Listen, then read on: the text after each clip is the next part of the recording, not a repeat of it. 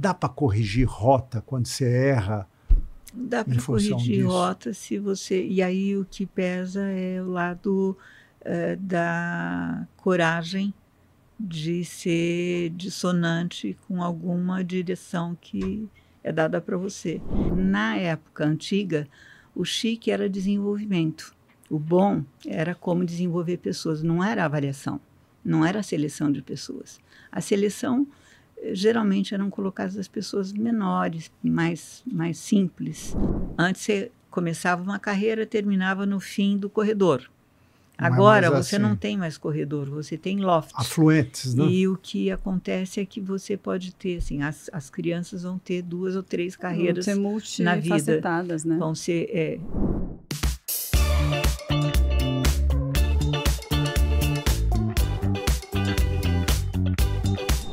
Olá, bem-vindos a mais um episódio do Dois Não Pode, comigo Juliana Mansuri.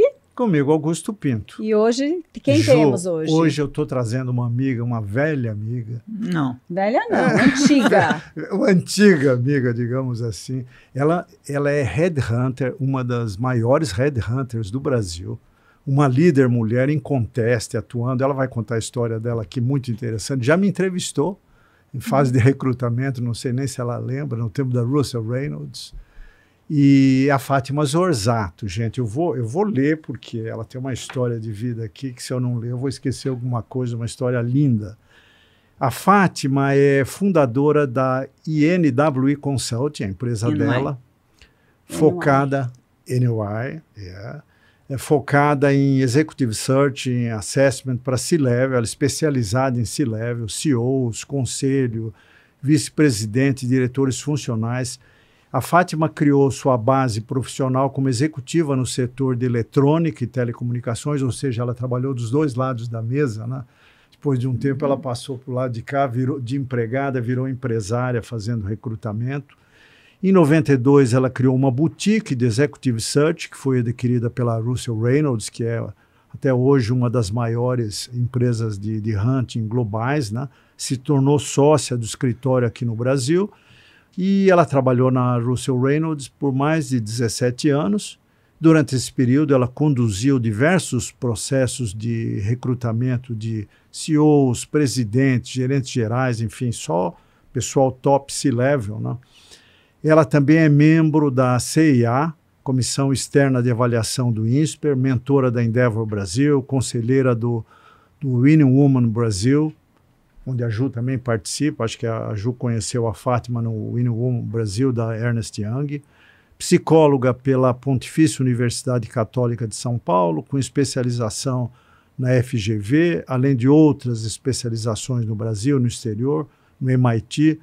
É autora de um livro, que eu vou fazer questão de ler, não li ainda, Fátima, O que faz a diferença, coautora do livro Mulheres no Conselho.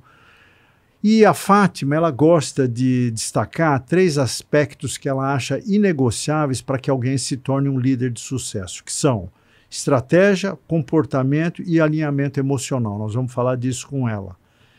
E ela aponta também, gente, o ego como sendo um grande obstáculo, né, na carreira de um executivo. Ela costuma dizer que quando o líder entra na empresa, o ego entra antes dele. E ele tem que aprender a, enfim, se livrar desse incômodo para ser um líder de sucesso. Fátima, essa é você, pessoa jurídica, mas nós queremos conhecer você, pessoa física. Muito prazer, muito obrigada. obrigada pelo convite. Conta um pouquinho da sua convite. história para a gente. Ju, você quer uma história curta, média ou longa? O que você quer? É com você, Fátima. Não, mas você fez super bem aí. Eu gosto de falar, eu sou do interior. Eu acho que isso caracteriza muito, então até cresci numa cidade pequena, no interior de São Paulo, a quase 450 quilômetros daqui de Assis, e estudei em escola pública, e aí e escolhi a carreira muito, muito jovem. Falo que hoje eu sou muito feliz de ter intuitivamente feito essa escolha. Fiz psicologia, eu achava que eu ia comecei a me interessar para estudar pesquisa em profundidade essas de estudo de empresa, imagem de empresa, fazer pesquisa sobre marketing. E eu estava estudando marketing internacional, e a minha carreira foi mais rápida do que meu lado, e eu acabei migrando para a área de desenvolvimento de pessoas. E eu trabalhei muito, tive sorte, eu acho que trabalhei em instituição financeira no comecinho, depois eu trabalhei em empresa de telecomunicações, tecnologia e eletrônica de consumo também. E eu tinha certeza que um dia eu queria ser empresária. Sempre na área de desenvolvimento pessoal. No comecinho, como técnica, depois eu fui crescendo. Minha última posição era vice-presidente de recursos humanos de um grupo, e que nós tínhamos uma divisão tinha um banco, tinha uma divisão de eletrônica de consumo e uma divisão de eletrônica profissional. Então tinham minha última posição era essa. Eu respondia para o dono, e isso vai depois fazer gancho com a minha posição atual, que foi escolher trabalhar com empresas de dono. Mas me fala uma coisa, você sempre soube que você queria ser empresária. Eu sempre soube. Mas entre a gente saber e a gente tomar essa decisão de estar como VP numa empresa e falar assim, não, agora vou mudar tudo, como é que foi isso? Largar toda a mordomia. Na verdade, né? Sim. No mínimo desafiador. Mais do que isso, foi aterrorizador. Assustador. Por quê? Porque tinha um lado que, assim, eu falei que pobre do interior, vindo para São Paulo, conseguindo fazer uma carreira, conseguindo me desenvolver, ganhar dinheiro e tal. Então, você tinha uma posição, tinha tudo, né? Então, casa, comida e roupa lavada, como Exato. A gente diz, né? Então, você tinha carro, você tinha tudo. E, então, essa dicotomia, né, de primeiro ser empresário para fazer o quê? Né, era mais ou menos uma distração. No começo era um sonho, não era um objetivo tão desenhado. Segundo, era uma coisa, mas por quê? Né? Para que isso, né? Para quê? E aí, a vida inteira me falaram que eu era muito boa para avaliar pessoas. Eu achavam que estava ou me gozando ou falando que eu não era tão boa assim, porque na época antiga, o chique era desenvolvimento. O bom era como desenvolver pessoas, não era avaliação, não era a seleção de pessoas.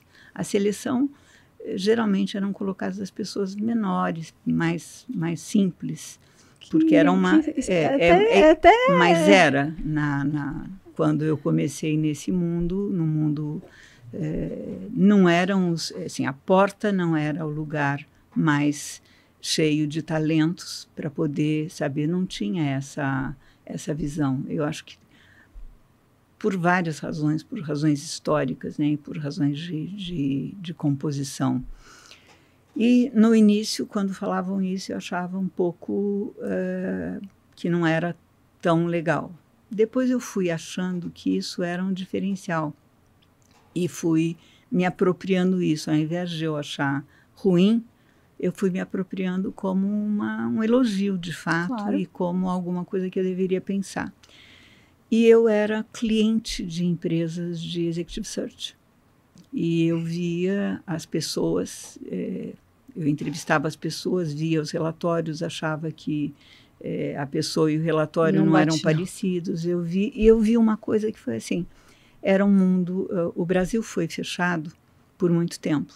Acho que vocês lembram bem disso. E, portanto, as empresas de executive search vieram para o Brasil junto com o crescimento das indústrias, as indústrias de automotivo, principalmente. Então, tinham muitos americanos nas empresas de executive search. Então, era um mundo dominado por homens, engenheiros, todos MBAs, todos de família mais nobre, muitos americanos, nada que eu tinha, não era nada meu. Era um peixe fora d'água, era um peixe fora d'água. Não batia nada. E eu olhava e falava, eu não tive medo de uma coisa, não foi por bravura, foi por não ter percebido, de ser mulher em lugares, nos lugares, e aí eu olhei e falei, pode ser uma oportunidade. É uma indústria que não tem mulher, e eu resolvi fazer essa mudança. Demorou mais ou menos um ano de eu conversar com o meu chefe, de querendo sair. Na verdade, eu queria ser demitida para poder ter alguma reserva adicional, e não tinha conversa nisso, ele não queria, menos ainda ele ajudava nesse processo. Bom, demorou um ano, mais ou menos, e eu resolvi. E muito engraçado porque eu marquei, resolvi fazer uma viagem, aproveitar, pegar carona numa amiga que ela ia para o Japão e para o Havaí, e eu marquei essa mudança fazendo essa viagem. E foi a minha sorte, porque o meu chefe, o dono, eu saí na sexta-feira, chorei, falei tchau. Na segunda-feira ele cheguei em casa, tinha um recado, ainda usava a secretária eletrônica, né? Tinha um recado na secretária eletrônica, você pode vir aqui na segunda-feira? E eu fui lá na segunda-feira, enfim. Mas a minha sorte é que eu tinha essa viagem, porque não deu para não ia voltar. Senão você ia escorregar. Afetivamente foi muito difícil sair. Então, assim, é muito difícil. Eu, graças a essa, eu falo que tem algumas marcas.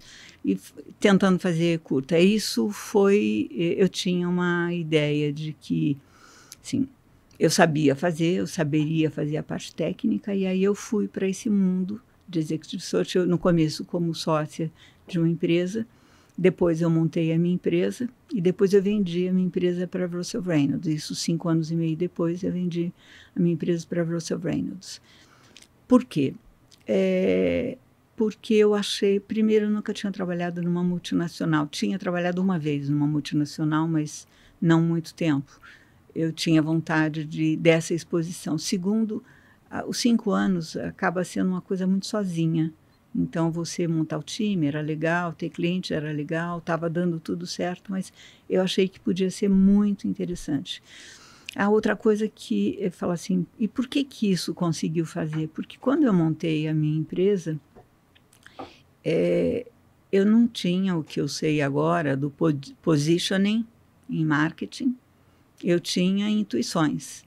Então, era isso que eu ia te perguntar. Então, o que eu achava? Eu tinha certeza, assim, se eu vou para um negócio diferente, eu vou pôr o preço das multinacionais. Porque se eu não for comprada nesse nível, eu tenho que voltar e mudar de assunto. Porque... não mostrou o teu valor. Aí, na verdade, assim, óbvio que por isso, no início, era mais difícil. Claro. E eu morria de vergonha de vender, porque eu sabia fazer, não sabia vender. Então... É difícil aprender a cobrar, né? Essa é a parte principal da mudança para empresário. Assim, mais difícil. E essa mudança foi interessante, porque isto é que permitiu, no momento em que tira uma placa e põe outra, não tinha diferença, não teve nenhum... Os clientes, eles não sentiam, os preços que eles pagavam, né, eram os mesmos dos internacionais. Entendi. Então, foi, assim, posso brincar e falar que, olha, tinha visão, tinha estratégia. Não tinha, foi uma coisa intuitiva. Eu brinco que foi muito mais um problema afetivo emocional, né, de se eu não fosse querida, eu ia voltar. Tinha cliente que achava que eu ia demorar 1 ano. Quando eu vendi a empresa, ele falou, olha, você fica 1, 2 anos e você vai voltar. Você não vai aguentar. Eu fiquei 17 anos com a Russell. Foi super legal. O resto é história, né? Foi agora, muito legal. Fátima, voltando... Desculpa, Ju. Voltando então, bem... vocês já estão comigo na minha carreira de hoje. Carreira linda. Voltando bem para o iniciozinho, o que leva uma pessoa, que induz uma pessoa a escolher uma carreira? Você mencionou para nós, no bate-papo que a gente estava tendo antes do episódio, que você começou lá atrás fazendo uma pesquisa, conversando com gente de todo tipo para descobrir como uma pessoa escolhe uma carreira. Então, eu pergunto para você, como é que a gente escolhe uma carreira? Eu fiz uma tese, não é tese científica, eu fiz uma hipótese e depois eu fiz uma confirmação que eu consegui ver que na vida real você tem algumas estimulações. Eu divido assim, a carreira ela é definida às vezes por fatores internos, então assim, algum dom que a pessoa nasce, ou música, ou arte, ou matemática, ou que vai dirigindo, ou ainda interno. Eu falo interno quando eu vi casos de, por exemplo, artista, uma grande bailarina que viu um Lago no Cisne na televisão e descobriu que aquele era o caminho e foi por este. Andrea Borgea, super maravilhosa disso. Não Andrea, não, Borgea.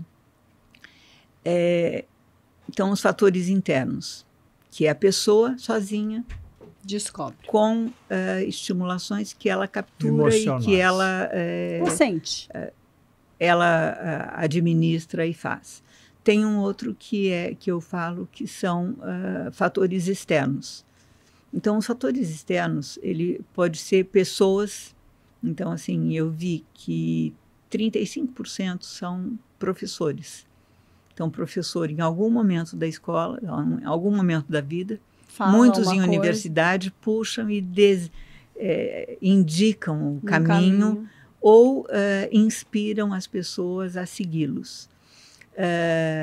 Vizinho, tio, pai, mãe, namorado de irmã, namorado de irmão, alguém que ele conheceu, algum amigo de pai.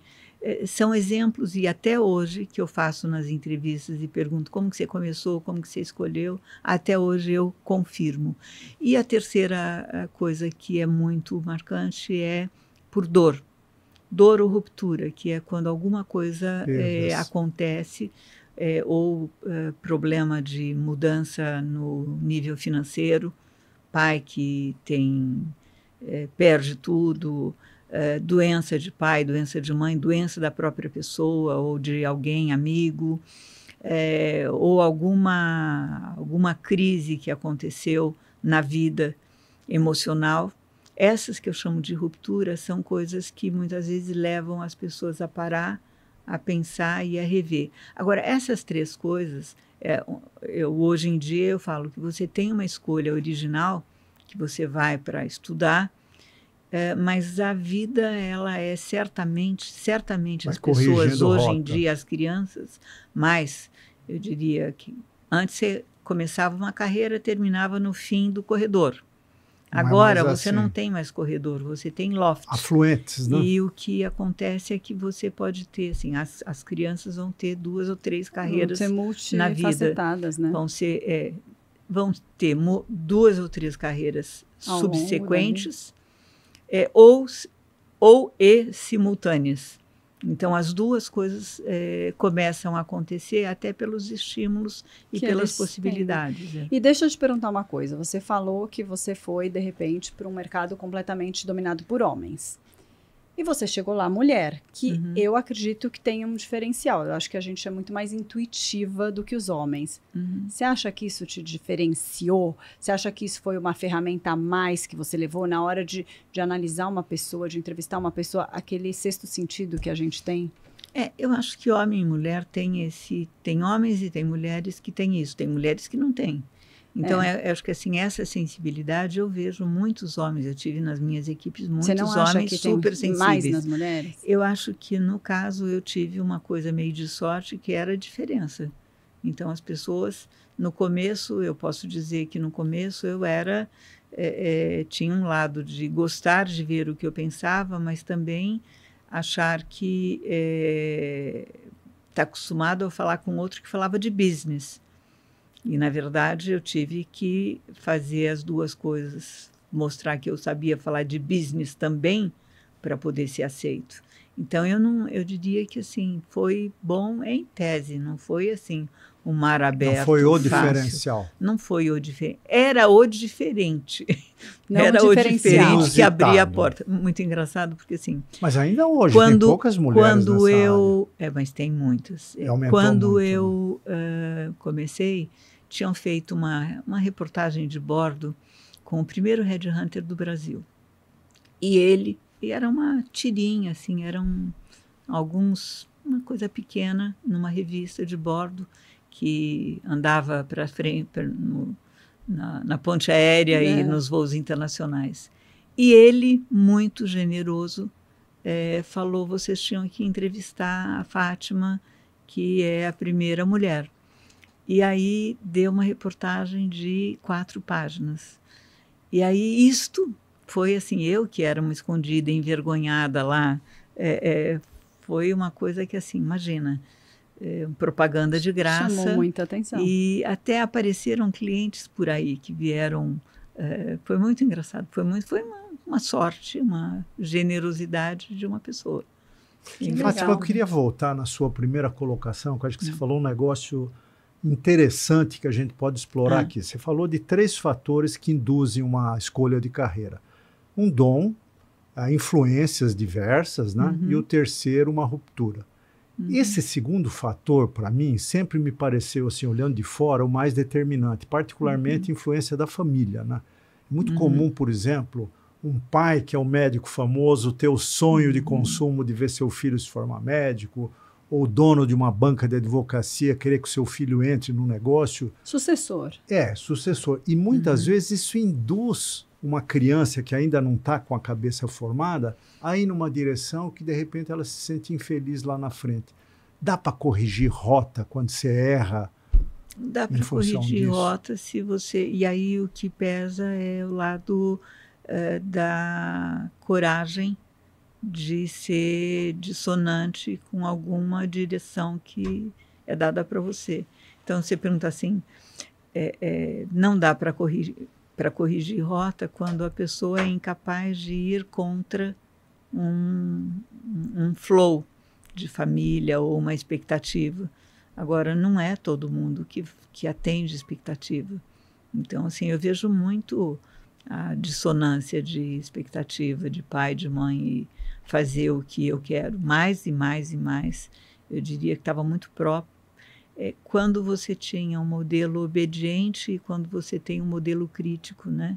Eu acho que os filhos que foram obedientes, eles criam filhos com mais espaço, e aí estes não têm esse problema. Então, este era um problema muito antigamente. Você acha que os pais não deveriam, nessa fase, influenciar os filhos? É difícil isso para a gente que é pai, né? Eu acho que quando você tem todo mundo na família, advogado, todo mundo, é meio que não é só uma influência, é um facilitador, né? Você tem então meio você pensa, eu vou fazer, quando eu me formar, eu tenho um lugar para trabalhar. Ou tenho dom na família. Mas é muito engraçado porque você vê, tem muitos e daí tem alguns que são diferentes e completamente de outras profissões. Agora, é muito assim, a escolha, o que determina a escolha? Quando que você decide o que você quer, com que elementos você decide, com que certeza, ou com quanto se abre para a influência e pede ajuda. E a gente estava falando, a Ju estava falando dos filhos, de dar as opções, mostrar as opções, né? E é engraçado que tem uma coisa de mostrar em criança, né? Você tem que ensinar as crianças a fazer algumas coisas, né? Tem uma coisa que é, por exemplo, aprender a nominar sentimento, porque é uma coisa difícil. Então, desde criancinha, o que eu estou sentindo? É raiva? É ódio? O que eu estou sentindo? E todo sentimento é genuíno. Ajudar a criança a aprender a ter independência. Independência desde escolher a roupa que vai, ou o que quer, ou o que não quer. Começa daí. Exatamente isso. Eu já até escola que estava falando. Começa de movimentos básicos. Exato. Hoje meus filhos estão escolhendo se quer mudar de escola, se quer fazer faculdade aqui ou fora. Mas lá atrás ele teve que escolher se ele ia chupar o pirulito ou se ele ia guardar o pirulito. Eu tive essa história com meu filho. E no alto dos 4, 5 anos, era uma decisão que cabia a ele. Ele tinha como tomar. Mas se você não empurra, eles querem que você tome. E aí eles chegam nessa fase sem capacidade alguma de tomar uma decisão, né? Mas é difícil. Essa autonomia é um valor importante numa carreira de sucesso, não é? alguém que, diante de uma situação com múltiplas escolhas, pode ser dissonante numa reunião de conselho, sugerir um caminho que a maioria não está vendo. Você vê assim também? Tem um traço que a gente, inclusive, avalia, porque dentro da avaliação de estratégia, a gente fala que estratégia você pode ter visão, você pode ter crítica, o analítico. Agora, se você não tiver pensamento independente, você não consegue arbitrar ou expor ou enxergar. Então, a história do pensamento independente é a coragem de enxergar diferente que o outro. Como é que você avalia isso numa entrevista de Executive Search? Esse nível de autonomia de tomada de decisão? Você avalia por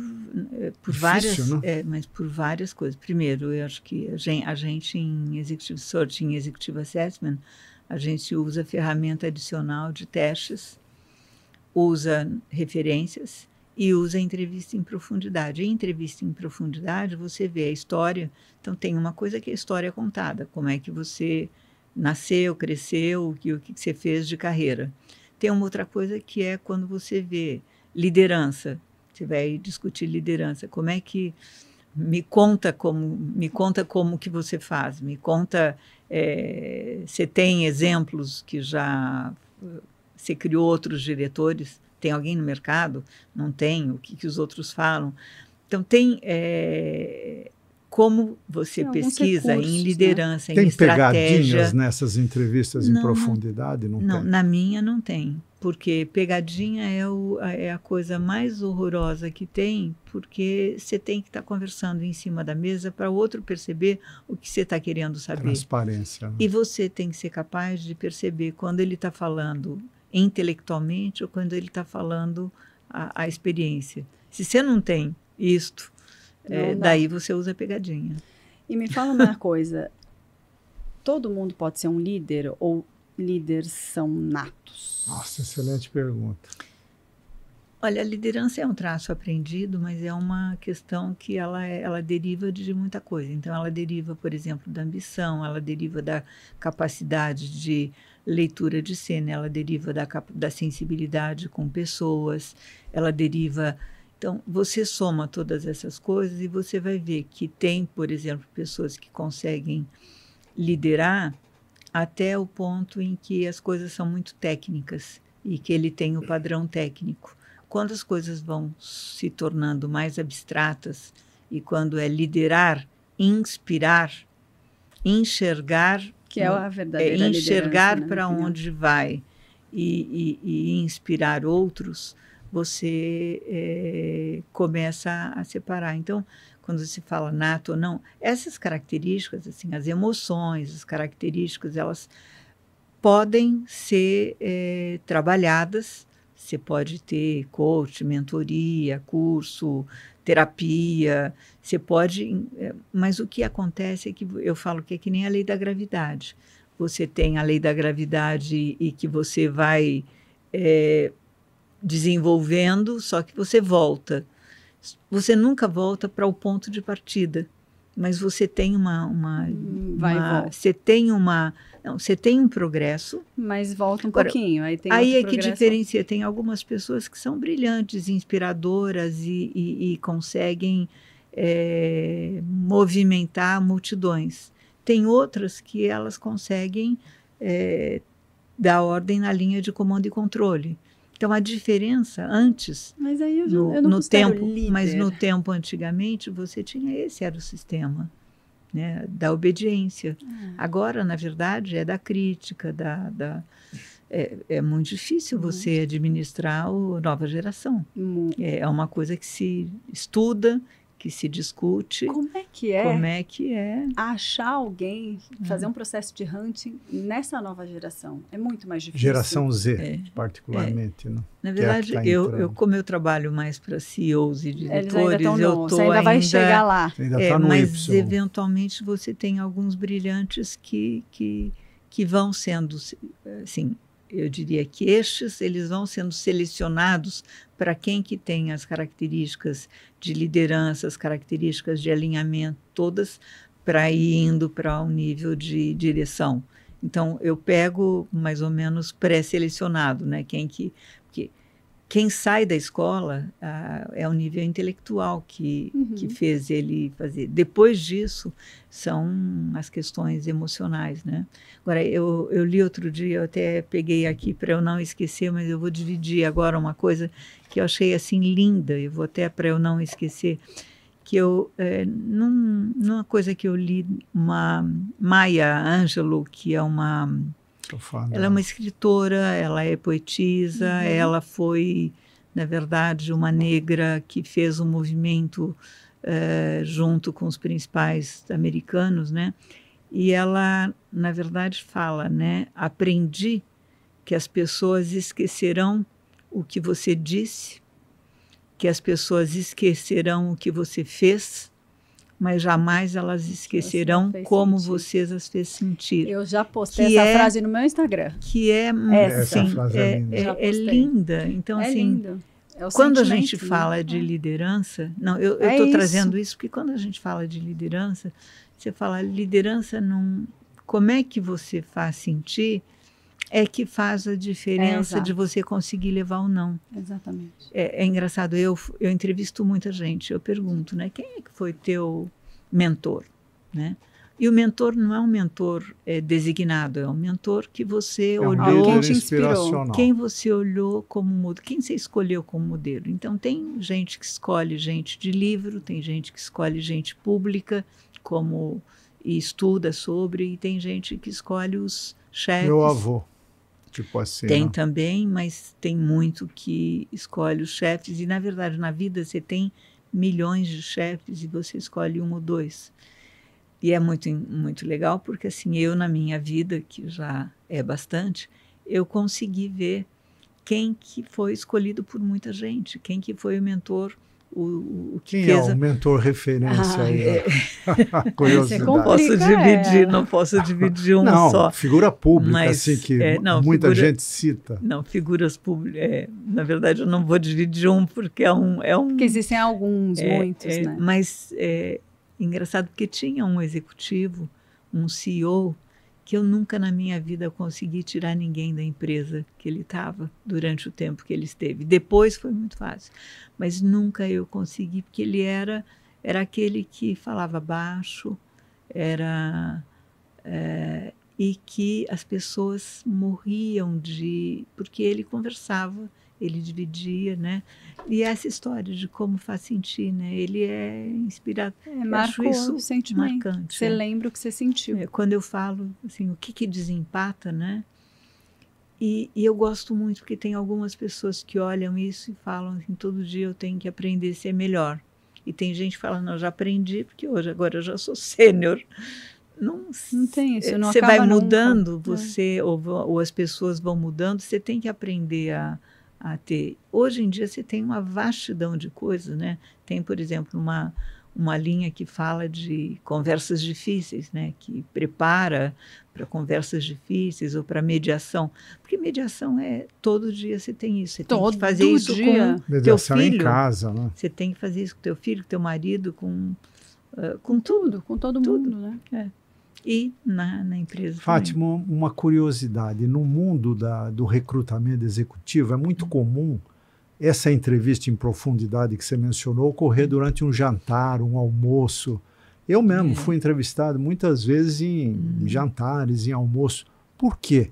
A pessoa fica mais à vontade, ela está mais descontraída ou não é uma coincidência? Deve ser...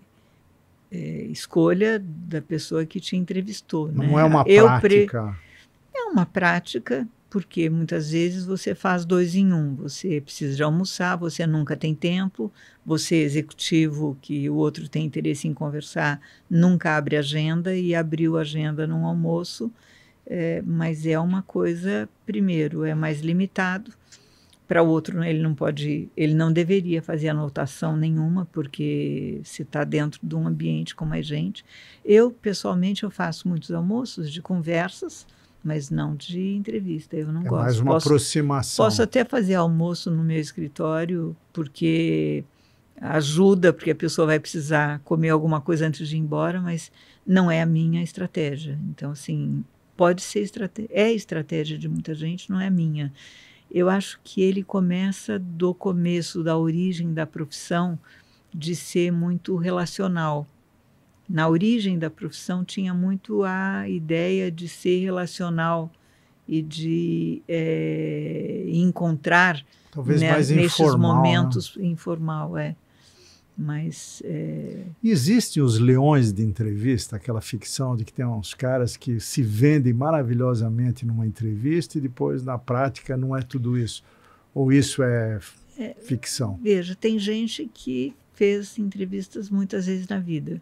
Muitas e muitas e muitas. Não sei se ele é leão ou não, mas ele é preparado. Ele é preparado, ele já sabe a ponto de enganar um headhunter. Aí depende do headhunter, o que perguntar e o que responder. Agora, tem muita gente que é virgem, que é muito legal, e se você não souber entrevistar um virgem... Você não tira o que ele pode. Não é isso. Você acha que ele é ruim ou que ele é ingênuo. Então, assim, você está falando de uma coisa do esperto, eu estou falando do outro lado. O virgem, o que nunca foi entrevistado, ou foi uma vez, ele... não sabe vender seu peixe. Não é nem isto. Ele nunca parou para fazer a revisão do que é importante mesmo na vida para o outro. Então, ele vai falar o que foi importante para ele. Às vezes, as importâncias são emocionais. Ele pode, uma coisa, ter tido uma importância afetiva e o impacto que ele fez, ele achou que não é importante contar. Então, assim, eu já tive muitos casos assim, de gigantes maravilhosos e que no começo você fala, será que essa pessoa é boa? Como um bom comparativo seria quando você faz gestão de pessoas, eu falo que para que você seja um bom gestor, você tem que tirar as camadas daquela pessoa para chegar naquilo que ela tem de melhor para te oferecer, né? Tem que descascar ela. Você acha que a entrevista é a mesma coisa? Não sei se tem o mesmo tempo, tem menos tempo, mas... Tem uma coisa que eu gostaria de colocar aqui, é o seguinte, ninguém é bom ou ruim para tudo. Não. Primeiro. Segundo, o que você tem que ver assim, qual é o contexto? Qual é o contexto da empresa? Qual é o contexto da posição? Em que momento de mercado? Então, é para crescer, é para reduzir, é para mudar, é para integrar, é para comprar, qual é o contexto do negócio? O que eu preciso fazer? É alguém para manutenção? É alguém para mudança, para transformação? E aí que você tem que ver o que eu quero mesmo para quem que bate o santo com aquela característica. Porque senão você corre um risco. Tem muito essa pergunta, quem é bom. Um bom profissional pode se adaptar a uma empresa ou mesmo tem que assim, haver um match para funcionar? Eu sempre falo que você tem características e decisões do que você é melhor e o que você gosta mais. Tem gente que gosta mais e é melhor de ambiente em crescimento. Tem gente que ama que, assim, um problema de RJ, ele adora, porque ele adora resolver isso, adora resolver problemas. Então, eu, por exemplo, morro de trabalhar em RJ, assim, a situação, a tensão, todas as coisas que tem isso. Então, você tem profissionais para contexto. Você tem profissionais que são... Não é só o perfil, mas o momento da empresa. Você pode ter alguns que ele consegue se adaptar mais em quase todos. Mas você tem que identificar... eu falo assim, você tem que identificar, primeiro, o contexto. Segundo, você tem que identificar a química com a cultura, porque senão você pode romper. Isso, totalmente. E depois o momento de vida, o que a empresa está querendo, o que a pessoa está querendo. E aí pode dar certo, né? Não é fácil. E não é uma ciência exata que 1 mais 1 são 2. Longe. Então você tem, muitas vezes você faz tudo isto, você contrata alguém e a empresa funde com outra. Você tem, então assim, essas questões você tem que levar em consideração. Às vezes é imprevisível E muitas vezes é previsível, dá para conversar com o cliente, né? É muito legal, eu sou apaixonada por isso. Dá para ver. Para poder te fazer uma pergunta na sequência. Né? Eu como líder empresarial, contratei muita gente, muito executivo na minha vida. Né? E eu sempre acreditei que o currículo você conserta, o perfil não. Nossa, então, eu sempre procurei, nas entrevistas, conhecer o perfil, o ser humano ali na minha frente. Não que eu não desse importância para o currículo, mas o currículo era secundário em relação ao perfil. Você não sabe, você aprende. O que você dificilmente você muda. Só que, paradoxalmente, nas entrevistas, as pessoas tendem a se vender mais pelo lado técnico, né? Eu tinha grande dificuldade de falar, cara, depois você me fala disso, agora eu quero te conhecer. Conversa comigo. Conversa comigo, quem é você? Qual a tua fórmula para isso, para descobrir o ser humano do outro lado da mesa?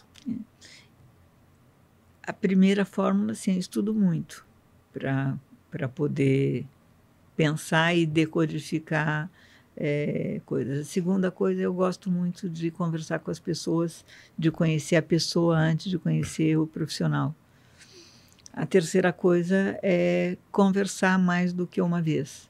Então, você tem uma conversa que você tem informações todas e você tem uma outra conversa quando essas informações estão postas e você pode falar de outras coisas, da vida, mas não é pegadinha.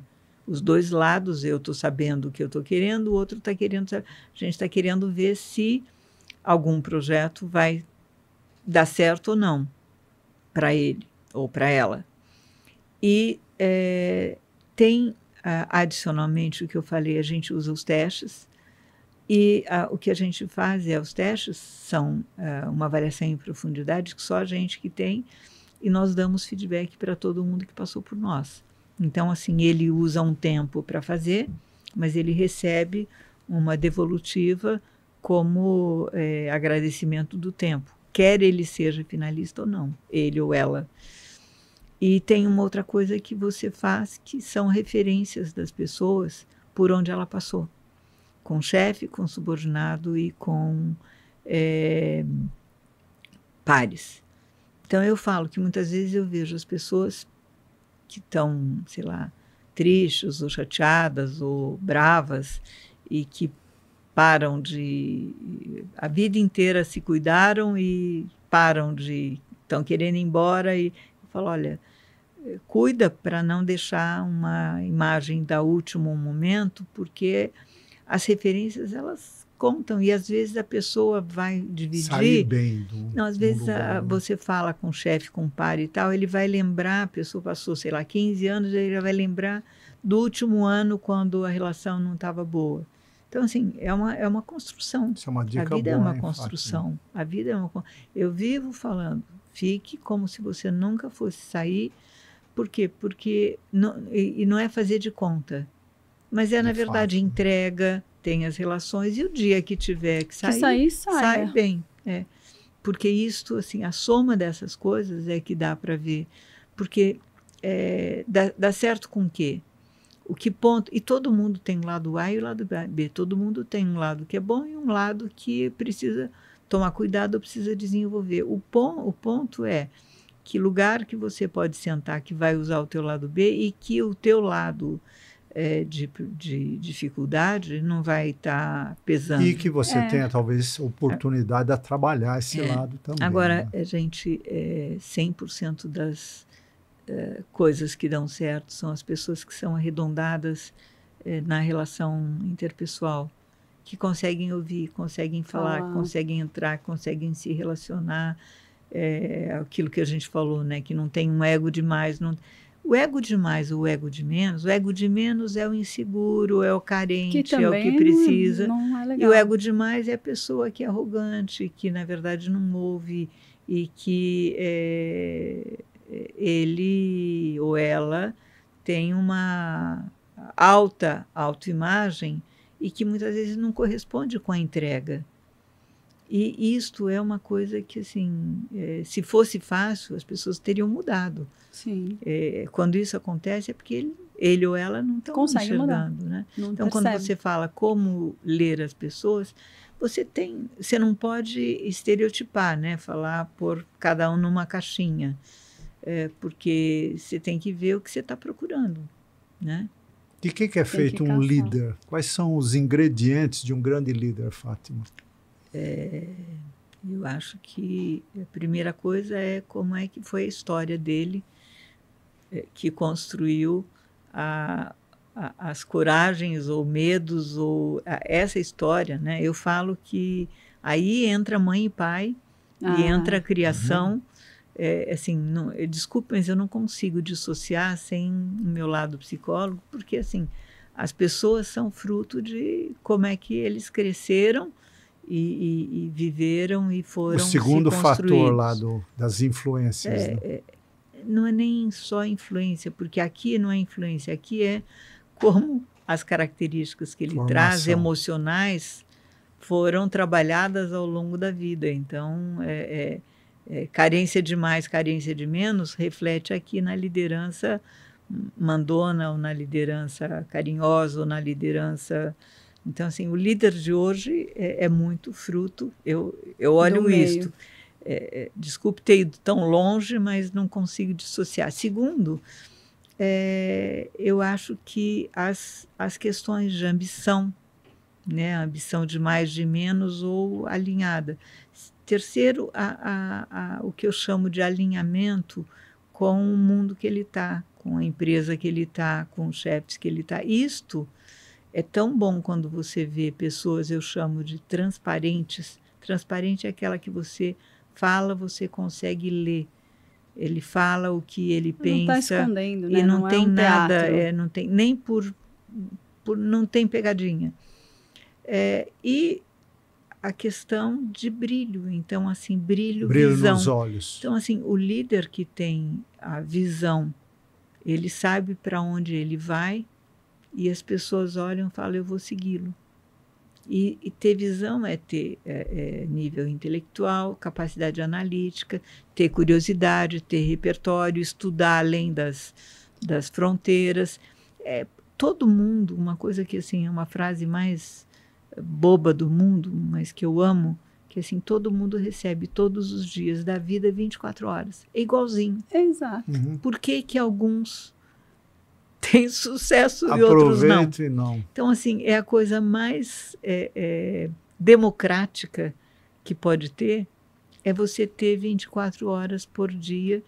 Óbvio, não é democrático, um nasce em família rica, o outro em família pobre, mas daí você vê os de família pobre, alguns que são brilhantes e conseguem com bolsa ou sem bolsa. Eu tenho na minha vida muita gente brilhante que veio de vida difícil, eu falo assim, e ao invés de sucumbir, fez uma carreira super. Eu acho que é mais ou menos, fazendo uma analogia, como um chefe de cozinha. Né? Você põe um chefe brilhante do lado de um medíocre. Os mesmos ingredientes vão sair pratos totalmente diferentes. E dentre esses ingredientes... E é visível, só que aí é visível. Então, assim, quando você vê um executivo, você fala assim, não é tão visível e não é tão a curto prazo. Você tem alguns executivos que não... O impacto do estilo dele, para o bem e para o mal, não é tão a curto prazo. Mas faz um corte de 2 anos, 18 meses, para ver o antes e depois do que aconteceu, e você vai ter ali elementos de efeito da liderança, efeito da visão, efeito... Então, mas voltando à imagem aí do chefe, a dosagem dos ingredientes que é a grande dificuldade. Por exemplo, a ambição, que você colocou aqui. Um cara sem ambição não vai ser um executivo de sucesso. Excesso de ambição derruba o cara.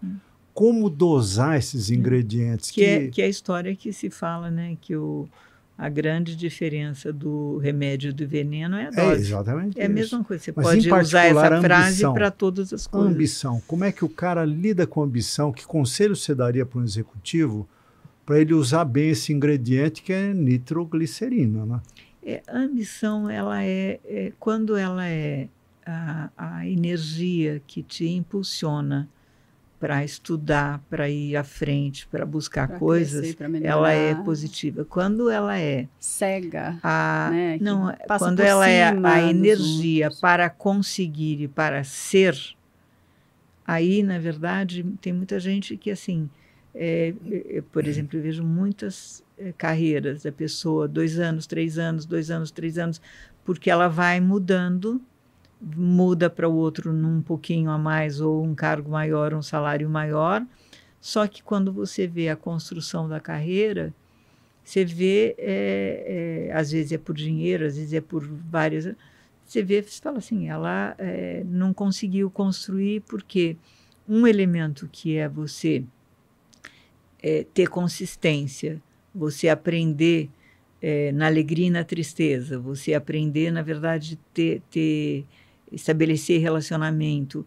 Você não consegue fazer isso em menos de que você fica 5, 6, 7 anos para você estar vendo coisas florescerem.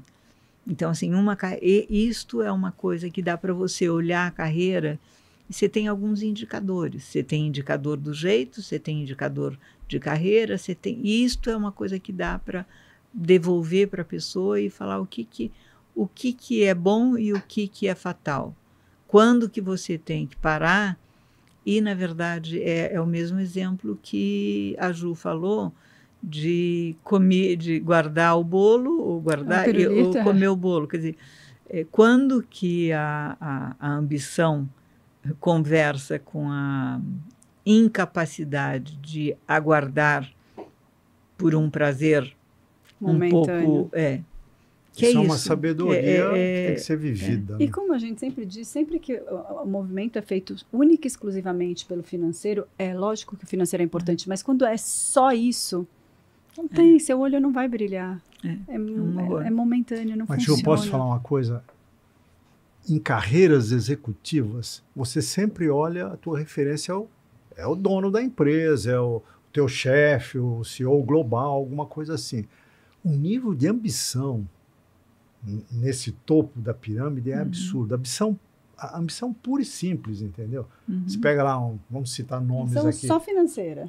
Steve Jobs, Elon Musk, essas feras todas são feitas de 90% de ambição pura. Eles passam por cima, esmagam crânios.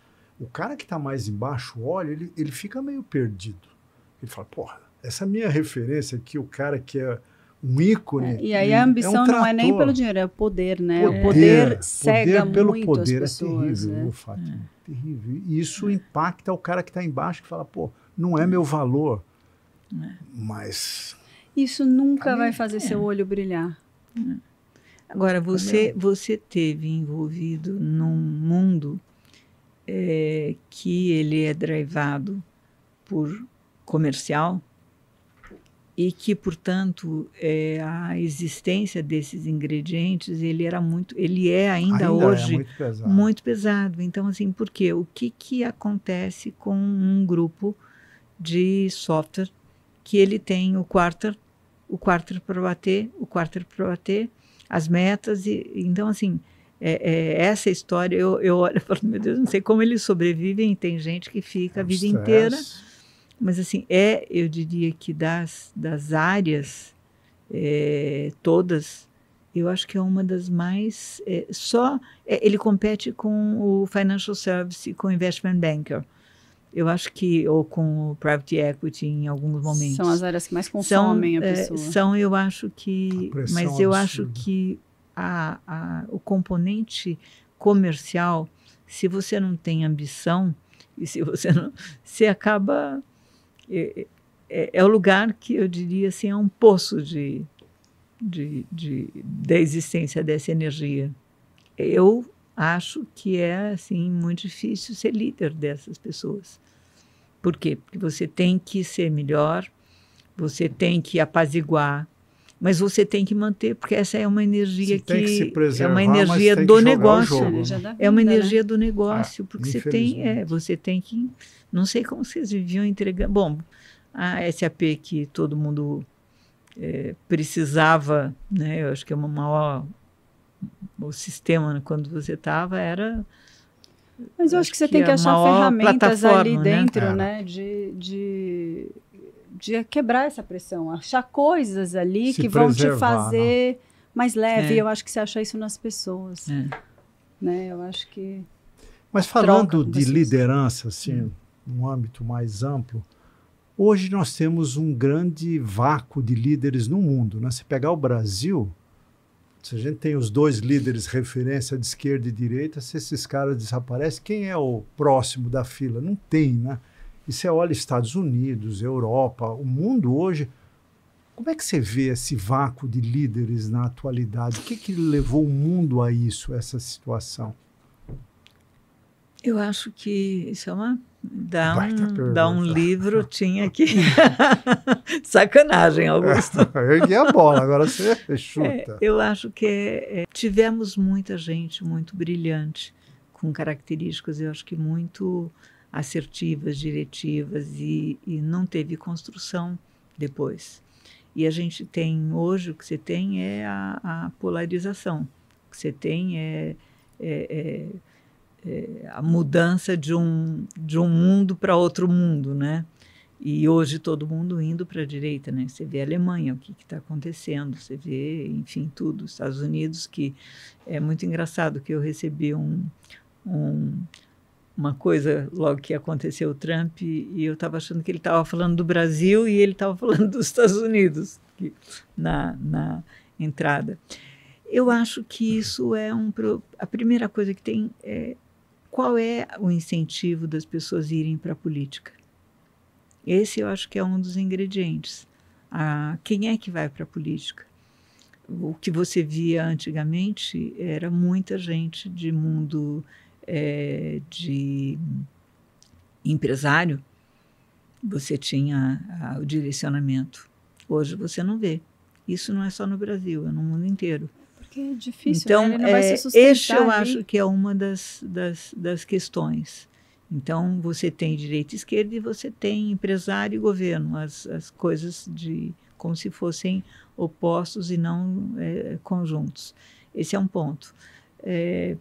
Tem uma outra coisa que você vê, que é a formação no Brasil e no mundo inteiro. Você começa tendo movimentos de formação de jovens, e que vai demorar muito. É como a educação, formação São ciclos. Formação de jovens para serem os candidatos nos primeiros cargos, para depois serem nos segundos. Isso você vê alguns movimentos bem interessantes. Você tem pessoas interessantes. Assim, a gente falou de carreira. Essa é uma carreira que ela pode atrair. Então, eu diria que a carreira de política está mais ou menos como uma carreira religiosa, de algum momento. Mas eu acho que as pessoas se sentem pior gelo nesse lugar. Ela tem que se corromper. Hoje, do jeito que está, tem muita coisa errada. Por isso, né? Que você vê que empresários foram se afastaram. Né? Para quê? Então, a minha avaliação é de que deveria haver uma aproximação de empresário para governo, porque quando a gente está falando assim, no governo, você precisa de liderança, você precisa de visão, você precisa de gestão e você precisa de liderança. O país é uma grande empresa. E aí, esta seria uma das possibilidades que eu vejo para você resolver o vácuo, mas não a aproximação de empresário do governo para benefícios, como foi... Privilégios, eu nasci e cresci com este mundo, mas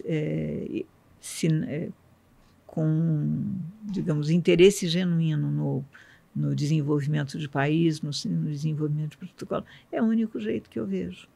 Você sabe que eu fiz essa mesma pergunta para um grande articulista do Estadão, professor Carlos Alberto de Franco, né, que é um cara que eu admiro muito. E ele me deu uma resposta que eu achei muito interessante, que é o seguinte, falou, olha, hoje o mundo é um mundo de ideologia. Ou você está na caixinha de cá, ou você está na caixinha de lá. Na internet, você só conversa com afins.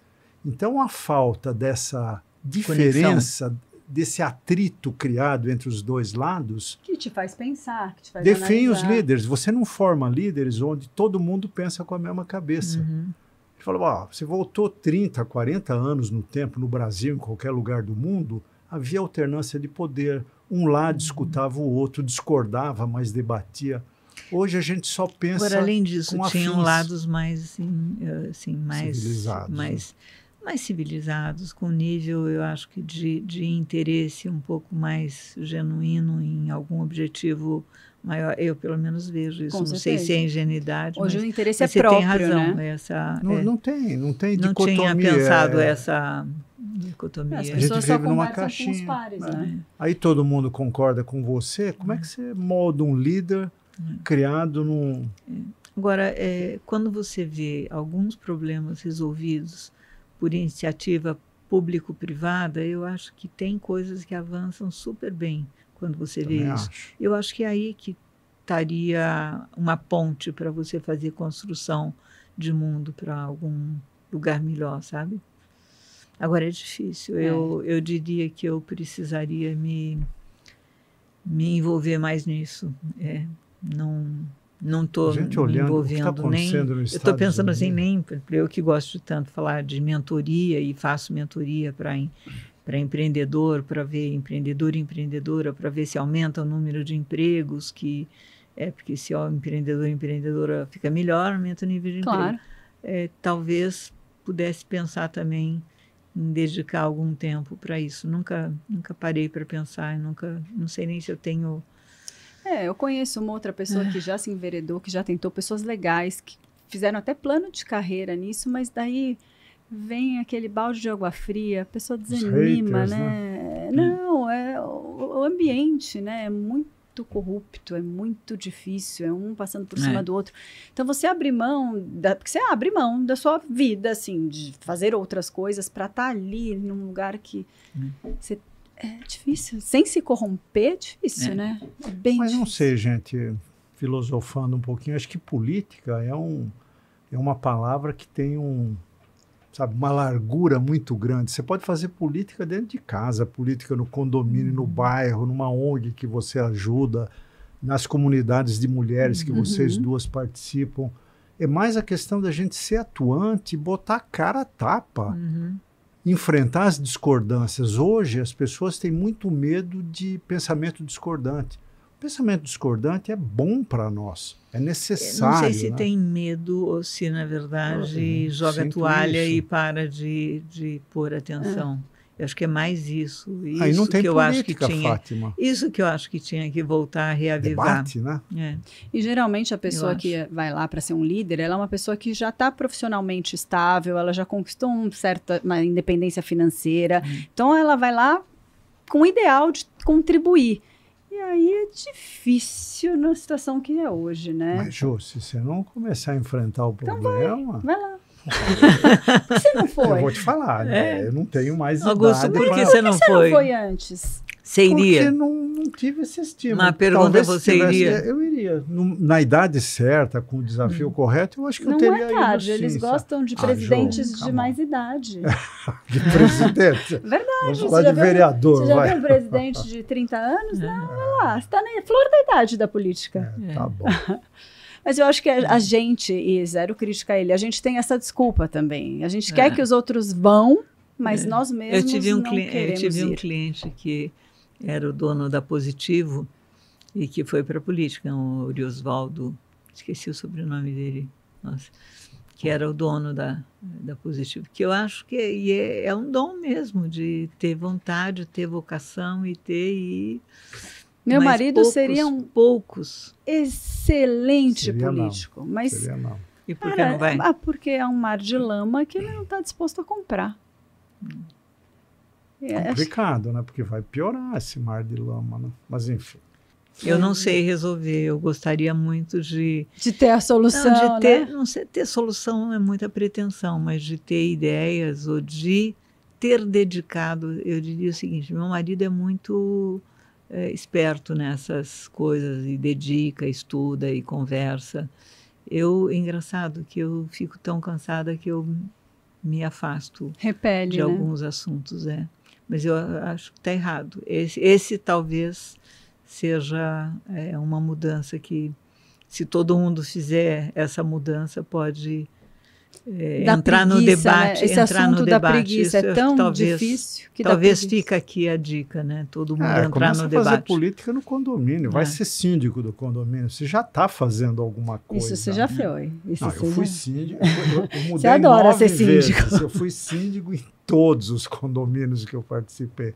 Nossa, porque se eu quero reclamar, eu tenho que gastar algum tempo ali e tentar ajudar, né? Não fui síndico, mas eu fui conselheira, então, de condomínio.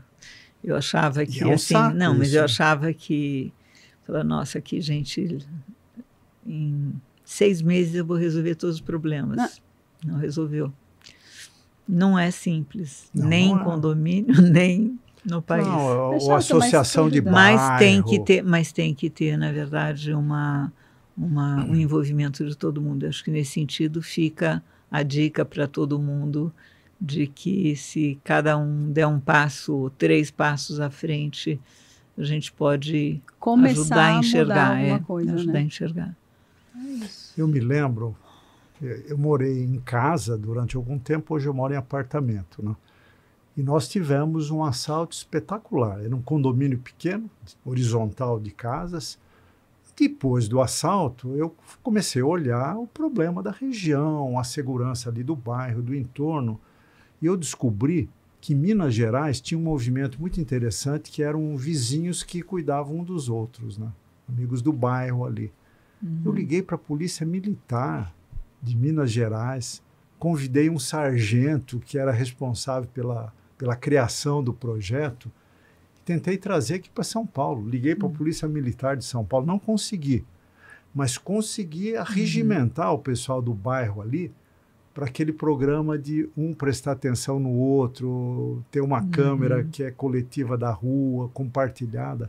No Jardins, aqui em São Hoje Paulo, já é comum eu isso moro em São nos Jardins, tem isto, e graças a isso é que eles impedem muitos assaltos. O que eu queria te dizer é que isso é política. Você, enfim, se enfiar numa roubada e tentar fazer alguma coisa que aparentemente é impossível, se você não faz isso, você não muda o mundo. Então retiro, você foi político. Aquela praça em frente à SAP era um ponto de tráfico de drogas. É verdade.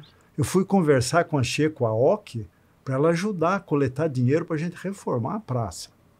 E aí tem que chamar um vereador, que tem que comprar o projeto e tal.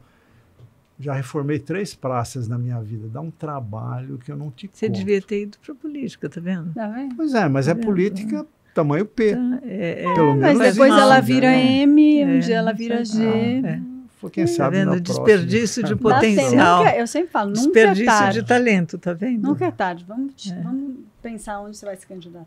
E você usa o teu conhecimento na família, com os amigos, ou seja, você é um expert em conhecer pessoas, em lidar com pessoas. É uma habilidade que você já devia ter e que você desenvolveu. Como é que você usa isso no seu âmbito pessoal, Fátima? Olha, eu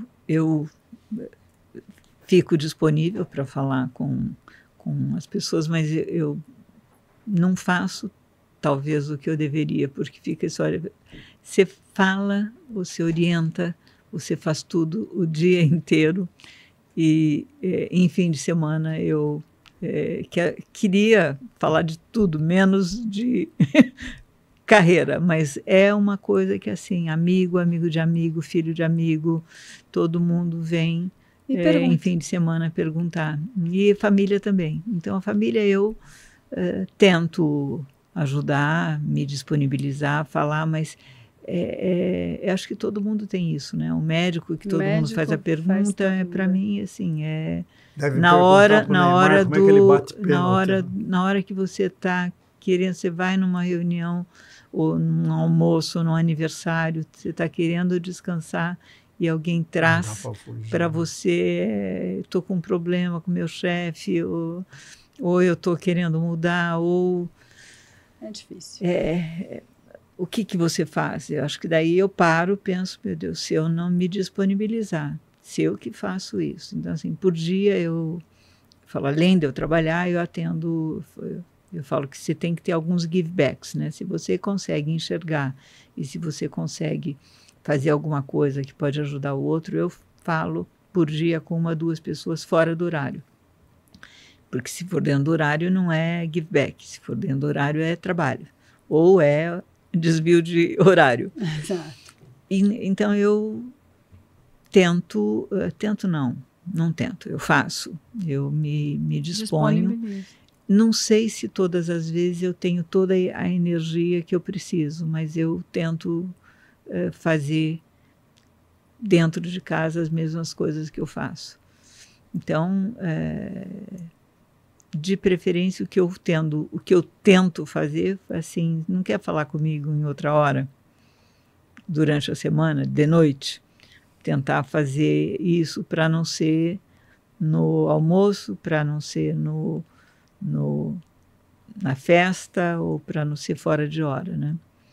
Mas não sei se com você não acontecia a mesma coisa. Opa, todo mundo resolver problemas. Mundo, né? Com você é a mesma coisa. Acontece. Linda história, Fátima. Linda história de vida. Você tem uma especialidade mais que chama mais para isso, como médico, entende? Eu acho que acontece mais com pessoas como você.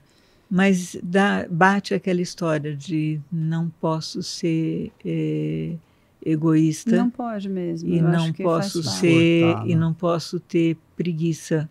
Porque não é, para mim é como se fosse preguiça, né? É uma coisa que já está o tempo todo. Então agora. Então assim, se você fala, eu daí paro, me empatizo com o outro e tento falar, ok, vamos lá. Para você é mais uma pessoa, mas para aquela pessoa às vezes é a oportunidade do mundo. É a frase que ela precisava e para mim era a frase que eu usei com outros. É olhar para o outro sempre. Então, respondendo para você eu tento... Faz parte, né? Faz parte, eu tento não demonstrar que eu estou em horário não livre, comercial. Em horário não comercial e que, portanto, eu posso estar disponível ou, se, na verdade, eu estou no limite, eu marco uma outra hora. Mas eu ajudo.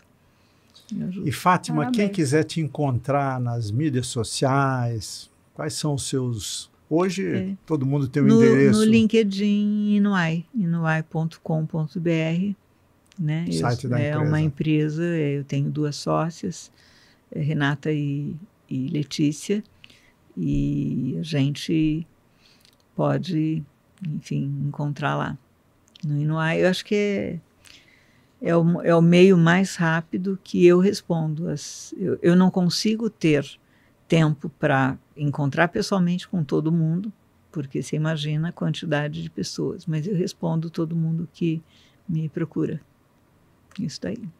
Muito legal. Super obrigada pelo convite, Augusto. Nossa, muito obrigada, Ju. Super obrigado. Obrigada. Dividir um pouquinho dessa sua história de sucesso. Obrigada. Linda história de vida, parabéns. Obrigada. Gente, tenho certeza que vocês adoraram mais esse episódio do 2 Não Pode e vem muito mais por aí. Um beijo. Tchau, gente.